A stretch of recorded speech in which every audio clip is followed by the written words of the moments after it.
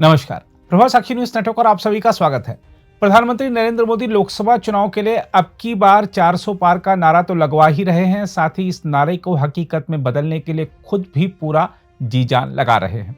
BJP की हर कमजोर कड़ी को दुरुस्त करने में जुटे प्रधानमंत्री नरेंद्र मोदी ने केरल और तमिलनाडु के दौरे से बड़े संदेश दिए हैं। इन दो दक्षिणी राज्यों में एक के बाद एक हुए कार्यक्रमों में मोदी ने कहा है कि दोनों राज्यों के लोगों की मदद करने में उनकी पार्टी किसी से पीछे नहीं है। अब आपको बता दें कि दक्षिण के इन राज्यों को बीजेपी की कमजोर कड़ी के रूप में देखा जाता है। प्रधानमंत्री ने पिछले कुछ महीनों में राज्यों के कई दौरे किए हैं, जिसमें आधिकारिक दौरों के साथ साथ मंदिरों के दौरे और रोड शो भी शामिल हैं। मोदी के ये दौरे ऐसे समय हुए हैं जब बीजेपी केरल और तमिलनाडु में किसी भी अग्रणी गठबंधन का हिस्सा नहीं होने के बीच खुद को मजबूत करने के लिए प्रयास कर रही है। इन राज्यों में लोकसभा की कुल 59 सीटें हैं, जो वर्तमान में कांग्रेस, टीएमके और सहयोगी दलों के पास हैं। बीजेपी का यहां से लोकसभा में कोई प्रतिनिधित्व नहीं है।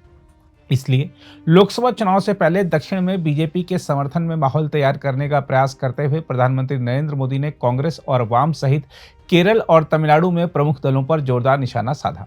मोदी ने यह कहते हुए माकपा और कांग्रेस पर निशाना साधा कि वे केरल में एक दूसरे के दुश्मन हैं, लेकिन अन्य राज्यों में बीएफएफ यानी हमेशा के लिए सबसे अच्छे दोस्त हैं। मोदी ने केरल में कहा कि बीजेपी ने कभी भी किसी राज्य को वोट बैंक नहीं माना और साथ ही तमिलनाडु में कहा कि उनकी पार्टी के शासन के पिछले दशक में राज्य को अधिक केंद्रीय धनराशि प्राप्त हुई है। मोदी की इन टिप्पणी को दोनों राज्यों के इस दावे के प्रत्युत्तर के रूप में देखा जा रहा है कि उन्हें धनराशि के वितरण के मामले में नुकसान उठाना पड़ा है।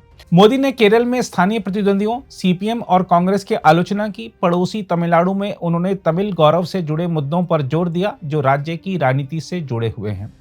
केरल के तिरुवनंतपुरम के सेंट्रल स्टेडियम में बीजेपी की केरल प्रदेश इकाई के प्रमुख के सुरेंद्रन के पदयात्रा के समापन समारोह में मोदी ने विपक्ष की आलोचना करते हुए कहा कि उसके पास देश की प्रगति के लिए रोड मैप का अभाव है। मोदी ने कहा कि विपक्ष यह मान चुका है कि वह इस साल होने वाले लोकसभा चुनाव में जीत नहीं पाएगा, इसलिए उसके नेता उन्हें भला बुरा कहने की रणनीति अपना रहे हैं। उन्होंने तमिलनाडु में भी इसी तरह की टिप्पणी की, जहां उन्होंने कहा कि विपक्षी गठबंधन इंडिया ने पहले ही हार मान ली है, लेकिन देश और राज्य को लूटने की मंशा रखते हैं। मोदी ने कहा केरल में कांग्रेस और कम्युनिस्ट एक दूसरे के दुश्मन हैं, लेकिन अन्य राज्यों में वे बीएफएफ हैं। बीएफएफ का मतलब है हमेशा के लिए सबसे अच्छे दोस्त। उन्होंने कहा कि कांग्रेस ने कम्युनिस्ट पार्टी पर भ्रष्टाचार और घोटाले में शामिल होने का आरोप लगाया और वाम सरकार को फांसीवादी करार दिया। प्रधानमंत्री ने कहा इसके जवाब में कम्युनिस्टों ने कांग्रेस कार्यकर्ताओं पर लाठीचार्ज कराया और उनके पूर्ववर्ती प्रशासनों पर विभिन्न घोटालों में शामिल होने का आरोप लगाया, लेकिन केरल के बाहर इंडिया गठबंधन की बैठकों में वे एक साथ बैठते हैं, समोसे और बिस्कुट खाते हैं और चाय पीते हैं। उन्होंने कहा यानी तिरुवनंतपुरम में वे कुछ और कहते हैं तथा दिल्ली में कुछ और कहते हैं। केरल के लोग आगामी लोकसभा चुनाव में इस विश्वासघात का जवाब देंगे। उन्होंने कहा कि बीजेपी कभी किसी राज्य को वोट बैंक के नजरिए से नहीं देखती। मोदी ने दावा किया कि पिछले 10 साल में केरल को अन्य बीजेपी शासित राज्यों की तरह ही विकास से लाभ हुआ है। प्रधानमंत्री ने कहा कि यह उनकी गारंटी है कि वह केरल के लोगों के सपनों और आकांक्षाओं को साकार करने के लिए हर संभव प्रयास करेंगे। उन्होंने कहा कि मोदी यूट गारंटी यानी मोदी की गारंटी भारत को दुनिया की तीसरी सबसे बड़ी अर्थव्यवस्था बनाने के साथ साथ देश से गरीबी और भ्रष्टाचार को खत्म करने की है। प्रधानमंत्री ने कहा जब बीजेपी केरल में मजबूत नहीं थी तब भी हमने केरल को सशक्त बनाने के लिए काम किया। पिछले 10 वर्षों में विकास का लाभ केरल को भी उतना ही मिला है जितना बीजेपी शासित राज्यों को मिला है। तमिलनाडु में मोदी ने सत्तारूढ़ डीएमके की आलोचना की। हालांकि उन्होंने अन्ना द्रमुक के दिग्गजों दिवंगत मुख्यमंत्रियों एमजी रामचंद्रन और जे जयललिता की जमकर तारीफ की। हम आपको बता दें कि अन्ना द्रमुक ने 2019 का लोकसभा चुनाव और 2021 का राज्य विधानसभा चुनाव बीजेपी के सहयोगी के रूप में लड़ा था। अन्ना द्रमुक सितंबर 2023 में बीजेपी से अलग हो गई थी। मोदी ने दोनों नेताओं विशेषकर एमजीआर की प्रशंसा पल्लडम में की। यह शहर पश्चिमी क्षेत्र का हिस्सा है जिसे अन्ना द्रमुक का गढ़ माना जाता है। हम आपको यह भी बता दें कि मोदी ने कोयम्बटूर, तिरुप्पुर, सेलम, इरोड और नामक्कल क्षेत्र के लिए आमतौर पर इस्तेमाल किए जाने वाले तमिल शब्द कोंगू का इस्तेमाल किया, जिससे कई लोगों की भौहें तन गई।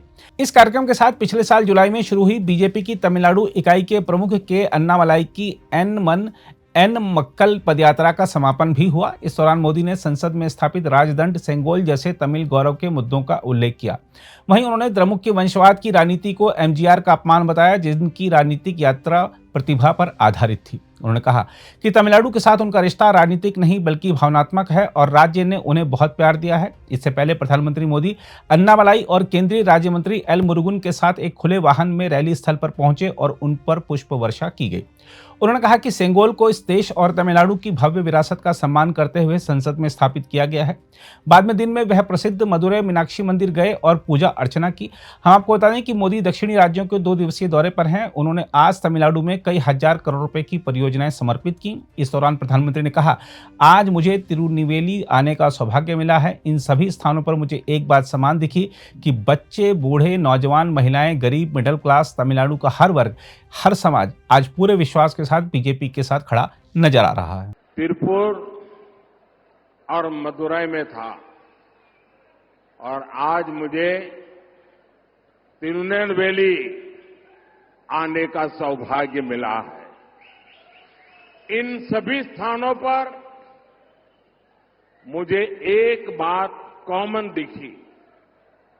बच्चे, बूढ़े, नौजवान, महिलाएं, गरीब, मिडिल क्लास, तमिलनाडु का हर वर्ग, हर समाज आज पूरे विश्वास के साथ बीजेपी के साथ डट करके खड़ा हुआ नजर आता है।